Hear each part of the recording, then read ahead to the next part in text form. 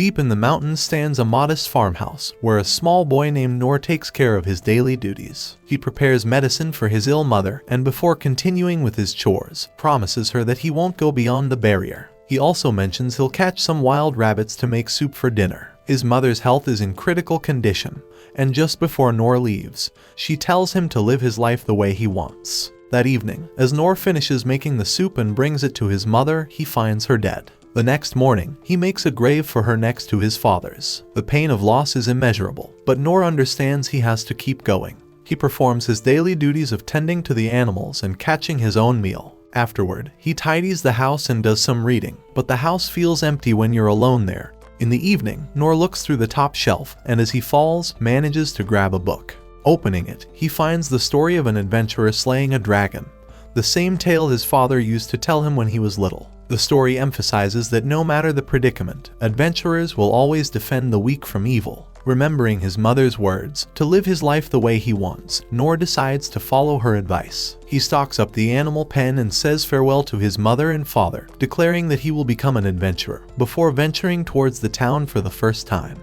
Nor finally steps beyond the safety of the barrier. That night, he doesn't sleep a wink, kept awake by the unfamiliar noises around him. At dawn, he finally spots the town. Asking for directions, he makes his way through the city, marveling at the vibrant culture, until he reaches the Adventurers Guild. Because of Nor's age, the guild clerk initially tells him to scram. However, upon learning that he's an orphan, the clerk changes his tune. He mentions a royal training school for different job classes, explaining that to register with the Adventurers Guild, Nor must first acquire a useful skill. Nor prioritizes the swordsman class, inspired by tales of adventurers who could fell dragons with a single strike.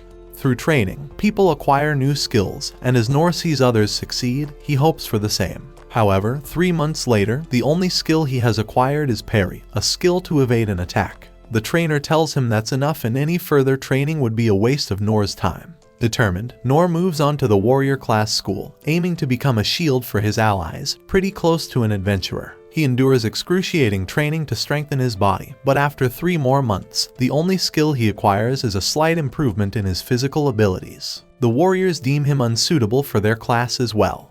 Next, Nor tries the hunter class, but after 3 more months, he lacks any skill with a bow. The only thing he learns is how to throw rocks. Hoping the thieves class might suit him, Nor finds he is unable to disarm traps or sense anyone's presence, making it clear he can't become a spy. Desperate, Nor tries the magician's class, but after 3 months, his only skill is tiny flame. An old man, pouring salt on the wound, mentions it's rare to see someone so incapable. He then moves to the cleric class, but that ends the same, with his only skill being the ability to heal light scratches, a low-level healing spell. To conclude, Nor spent a full 3-month term at every training school, but he failed to acquire a single useful skill. The clerk regretfully informs him that he cannot be registered as an adventurer like that. Unfortunately, Nor is no prodigy. Returning home and standing by his parents' graves, Nor refuses to give up. He proclaims that he will train even harder. Remembering his swordsman instructor's advice that mastering one skill could lead to acquiring new ones, Nor focuses on practicing his parry skill. He repeatedly uses it on hanging branches, hoping for progress. 1 year later, Nor can evade 10 swords with a single breath, but still no new skills. 3 years later, he can parry 100 swords, yet no new abilities emerge. Undeterred, Nor decides to train even more intensely. 10 years later, Nor can parry 1,000 swords with a single breath. For 14 years, he trains every day, honing his parry skill to perfection, yet he still hasn't acquired any new skills. Nor decides to give it one last try. Back at the Adventurers Guild, he lists his skills: parry, physical enchantment, stone throw, feather step, tiny flame, and low heal. The new clerk, unimpressed, advises him to take classes, but Nor explains he's been to all of them. She informs him that, unfortunately, he can't become an adventurer. Suddenly, the old clerk steps in, recognizing Nor. They catch up, and Nor explains how he kept up with training on his own. But the best he could do was improve his parry skill. The old man explains that there are different ranks of adventurers. S rank is the highest, and E rank the lowest. To get into E rank, one must have at least one useful skill. However, there is another way, a rank lower than E rank, known as F rank. There are conditions, though. He can't take any quests involving killing, or venturing outside the city to gather items.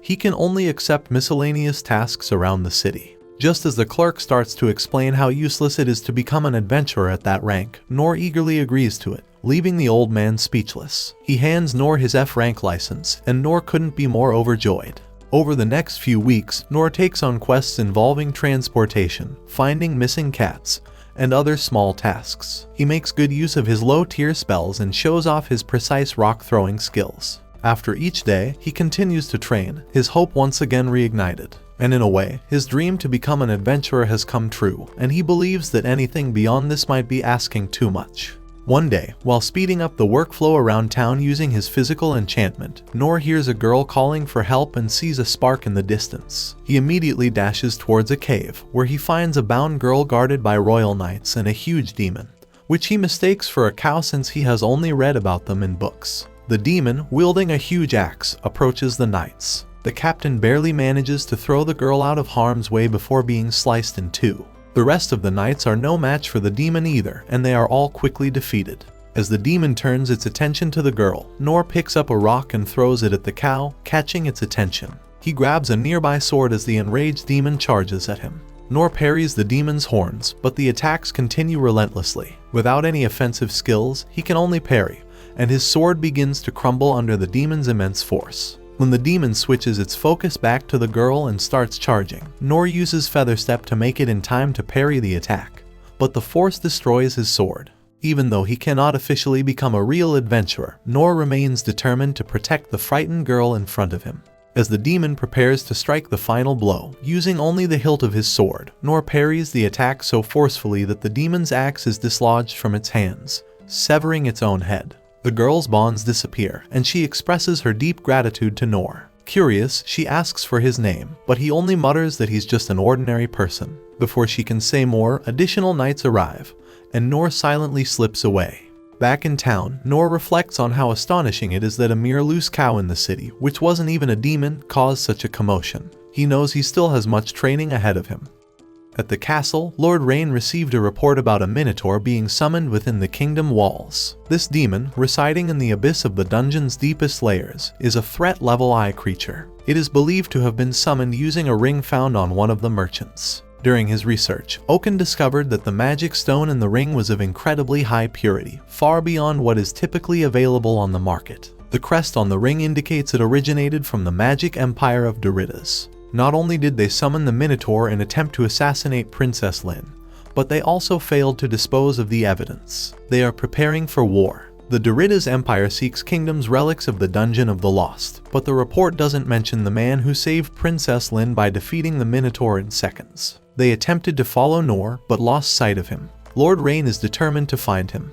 In the morning, Noor heads back to the guild, where the old man, relieved to see him alive, believes he got mixed up with the summoned demon near the construction site where he worked. The old man, an ex-rank I adventurer himself, admits he couldn't have dealt with the demon. Some mystery adventurer defeated it with a single blow. Still missing the signs, Noor considers himself lucky to have only run into a cow. Also, he couldn't come in, because he was followed by some shady people and went straight home. Suddenly, Lin appears and announces that she has finally found Noor. As she expresses her gratitude to him for his actions yesterday, the entire guild starts whispering about how Noor might be the mystery man. The old man is eager to learn what Noor did, but Lin asks him to step outside. Using her soundproof skill, she ensures no one will be able to eavesdrop or notice them. The whole town is looking for Noor. Once again, Lin expresses her utmost gratitude for saving her life. She offers to reward Noor to the fullest extent, but he insists that her thanks are enough. However, Lin is adamant, repeatedly insisting on rewarding him.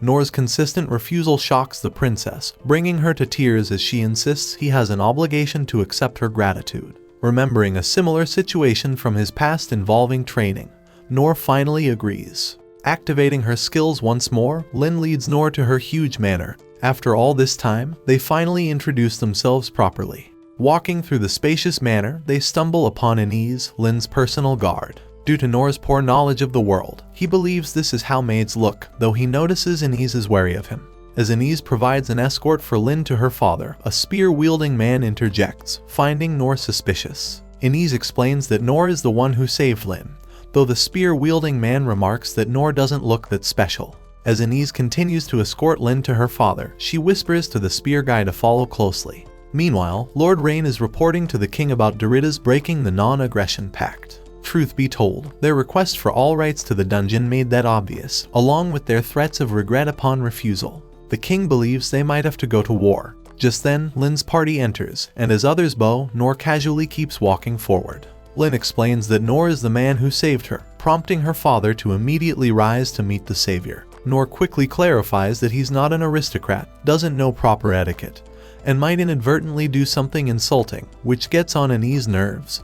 But the king just laughs it off. The king expresses his deepest gratitude for saving his daughter. Nor believes this to be the end of it and just wants to relax in a hot bath at home. But the king refuses to let him leave without a reward. Whether it's money or land, he wants to know Nor's wishes. When Nor replies that he desires nothing, the king is shocked. He then offers treasure from one of the oldest dungeons in the world, stored in the treasure hall, proposing half of their items. Nor still declines, stating that the king's gratitude is more than enough. This response puzzles the king. Taking a glance at his throne, the king draws a huge black sword, the kingdom's most important treasure. However, the king doesn't disclose it and explains that he picked it up somewhere and wants Nor to have it. As Nor takes the sword, the aura in the room shifts. It's a heavy sword. Nor graciously accepts it, and after enchanting himself, gives it a swing, surprising everyone in the room with the force he generates. The king is impressed that Nor can swing it with one hand and requests that Nor teach Lin.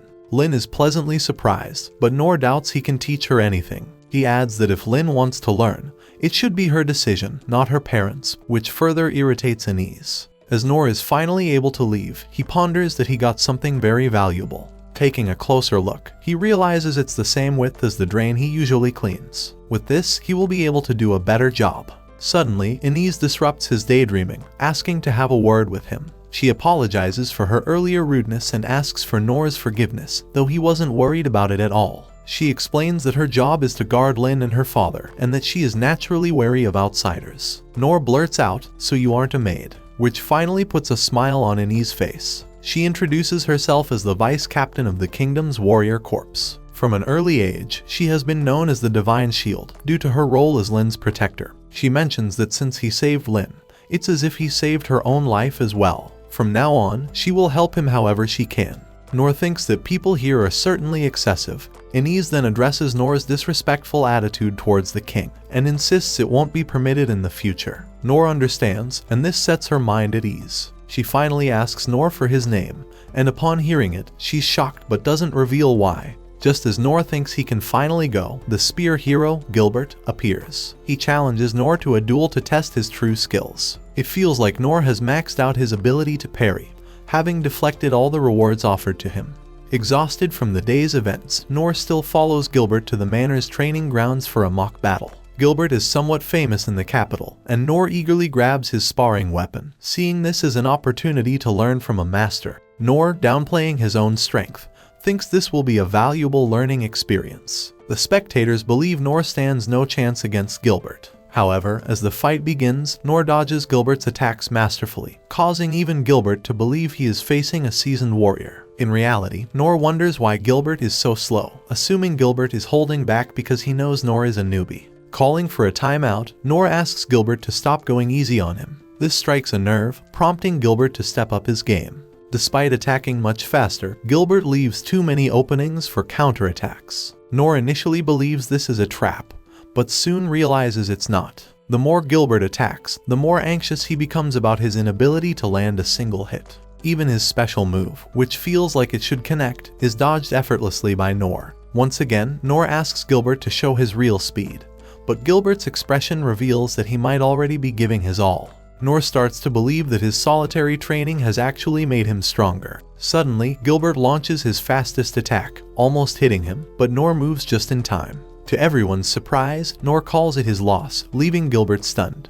As Nor finally heads home, he remarks that he barely evaded the attack. Back at the training hall, the soldiers are making excuses for how Captain Gilbert's attack was evaded, insisting it's impossible. However, Gilbert knows better. Despite his talent from an early age, Gilbert was always bored, searching for strong opponents from village to village, but never finding a match. He then joined the guard at the royal capital and single-mindedly hunted demons, yet no one ever challenged him. Surrounded by weaklings, he grew increasingly bored. When approached by his instructor, the only one who could somewhat match his strength, Gilbert explained his predicament, mentioning that even Innies can't stand toe-to-toe with him. All Gilbert wanted is someone challenging to fight. To Gilbert, Nor is a mystery. This is a man who single-handedly defeated a minotaur, showed no interest in the most lavish rewards, and displayed no courtesy even in an audience with the king.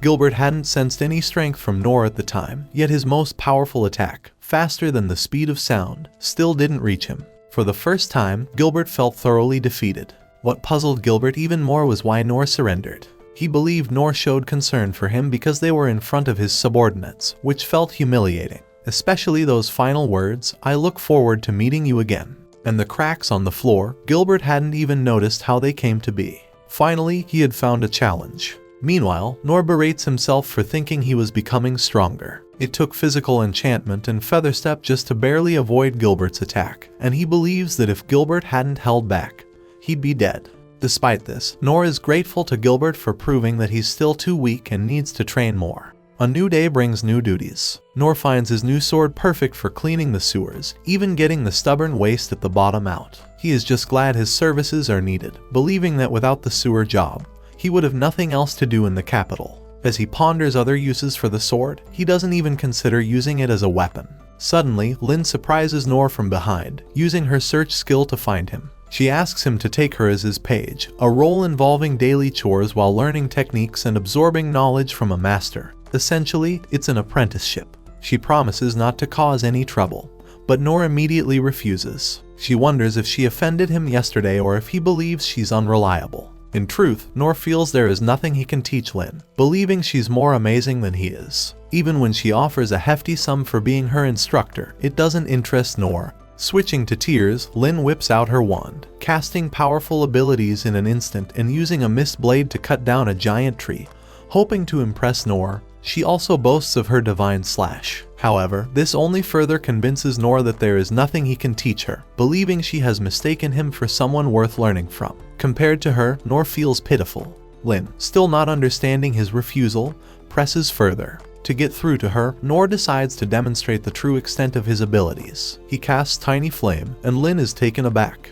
As she walks back into town, she recalls how instructors told tales of a young boy with no talents who attended all 6 training courses at the royal schools, known for their rigorous nature, and completed each full term. It seemed impossible. Everyone knew even the brawniest warrior would give up after 3 days, let alone a child. Lynn thought the same until she met this young boy. Instructor Oaken had once shown her something remarkable. When his tiny flame grew larger, he explained that with training, even the smallest flame could grow. For Oaken, it took 200 years. Lynn had tried many times, but despite her efforts, she never could make her flame even slightly larger. It requires a long-term devotion. This is why she was stunned speechless. Nor's flame was many times larger than what the world's greatest sorcerer, Oaken, had achieved. It outclassed any other tiny flame in existence. Nor's other 5 skills are just as extraordinary. Lynn realized her masterful display of skills was nothing compared to Nor's abilities. She believed he was the strongest person on Earth, someone who merely goes about his day helping others without boasting about his true powers. The motto of her family is that anyone with royal blood must be strong, giving her all the more reason to learn from Nor and achieve that strength. That evening, she approaches Nor, calling him her instructor, determined to follow him wherever he goes to glimpse how to obtain his powers. That's called stalking. The next day, Rain is puzzled over why his father entrusted the black blade to a nobody. The blade, retrieved from the deepest corners of a treacherous dungeon during his father's adventurous past, is made of an unknown material harder than any known metal. Despite the best efforts of master smiths, it remains unscratched. The sword's value surpasses that of a mere weapon, yet Rain's father let it go without hesitation. Perhaps, Rain speculates, his father believes Nor has the potential to become the nation's secret weapon in the future. In town, Lynn is now inseparable from Nor, calling him her instructor. As they grab some food together, Nor hopes that by showing Lynn the kind of simple tasks he does around the city, she will realize how ordinary he is. At the guild, the old man wonders why Nor is with Princess Lynn but quickly retracts his question, noting that he shouldn't pry into other people's business. Nor had actually been hoping for some advice on the matter. The old man suggests that since Lynn is a rank B adventurer, they could take on a goblin hunting quest on the outskirts of the capital. This shocks Nor, as goblins are formidable monsters that would finally put his skills to the test. He is overjoyed at the prospect of a quest outside the city walls. Although using Lin's rank doesn't sit well with him, considering he tried so hard to get rid of her, Lin is completely fine with it. On the contrary, she is glad to be of use. Nor's dream is finally coming true. Despite his excitement, Nor realizes he doesn't even know where to go yet. After getting the quest approved, the old man points out the area, and notes that they need to collect Goblins' right ears as proof of the kill. Before they depart, he tells them to be careful. Finally, at the gate, the guards let them through. Nor can't wait to get started. As they walk through a dense forest, Nor wonders what kind of monsters goblins are. Lin explains that goblins usually hunt small animals and pick fruits from trees. If left unattended, their numbers can grow rapidly, leading to food shortages and eventually attacks on human villages. That's why adventurers work to control their population. Nor realizes that not only does Lin have the skills, but she also possesses deep knowledge about such matters, making him feel that he has little to teach her. As they traverse deeper, the mist envelops them. Using her search skill, Lin can't locate a single goblin, which strikes her as strange. However, she does detect a response from a monster deeper in the woods and suggests they investigate. The deeper they go, the darker it gets, mainly because of the old trees, with sunlight barely filtering through. Suddenly, Lin no longer senses the presence of the monster, it has disappeared. Arriving at the location, Nor senses something is wrong. Half of a monster falls from the sky, and using her uncover skill, Lin mutters to herself, "It's a goblin." Nor is surprised, as he had envisioned goblins to be much smaller and the weakest of enemies. The reality is starkly different from what he had imagined. Nor wonders if all adventurers handle goblins as if they were nothing, but Lin is too freaked out to respond. He yells that it's only a goblin, and seeing his determination, Lin calms down and readies herself for battle. Rolling back to when Lin revealed the monster, she meant to say it's a goblin emperor but cut herself off halfway through. This subspecies of the Goblin King is considered an extreme threat, a creation of gene manipulation by a man, a knowledge that is forbidden. When Nor mentioned they were only facing a goblin, Lin surmised that Nor had come because he sensed its presence. That's why he was so excited to take this job. He wanted to eliminate this threat no one knew about. The Goblin Emperor grabs nearby trees to use as weapons and charges at them. Nor parries the goblin's attacks. The stronger the swing, the bigger the pushback on the goblin.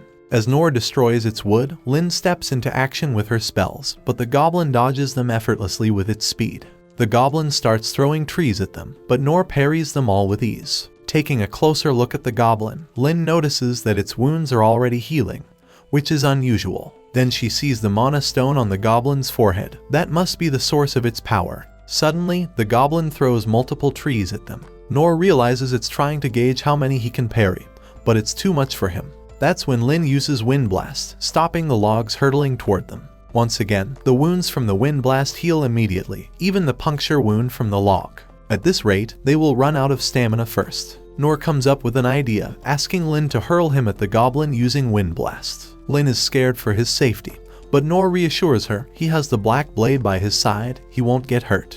As the goblin lunges another log, Lin casts Wind Blast, propelling Nor forward. Using all his skills, Nor dodges the incoming logs and heals himself, ultimately managing to reach the goblin and strike its mana stone, dislodging it from its head. Lin grabs the stone while the goblin starts acting erratically. Nor asks her to finish the job. Just as the goblin turns to strike her, Lin envelops it in flames, killing it in mere moments. Walking towards the burning corpse, Nor thinks to himself that he will refrain from goblin slaying for the time being until he gets stronger. He believes he got overconfident once again. Back at Rain's manor, he can hardly fathom how powerful the Goblin Emperor must have been with such a pure mana stone. It's definitely abnormal, and he believes once again the magical empire was responsible for the attack. The secret core reveals that the Goblin Emperor had been in the woods for multiple days, hiding behind a seal so strong that not even they could perceive it. The only telltale sign was the decreasing goblin numbers, a pattern occurring in other regions as well.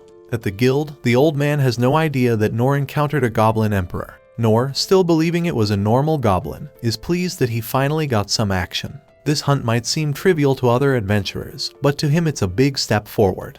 The old man initially thinks Lin did most of the work, but she insists that she was merely on the sidelines while Nor did all the heavy lifting. Nor explains that he never thought goblins were this formidable and even mentions the stone. The old man asks, the red stone. He wonders if what they encountered was really a goblin. Nor insists it was, and Lin backs him up, saying it was if her instructor says it is. The old man decides to write it off as a rare type of goblin. All that's left is the goblin's right ear as proof of the kill, but they burned it up to ashes. Thank you for watching. Subscribe for more videos like this.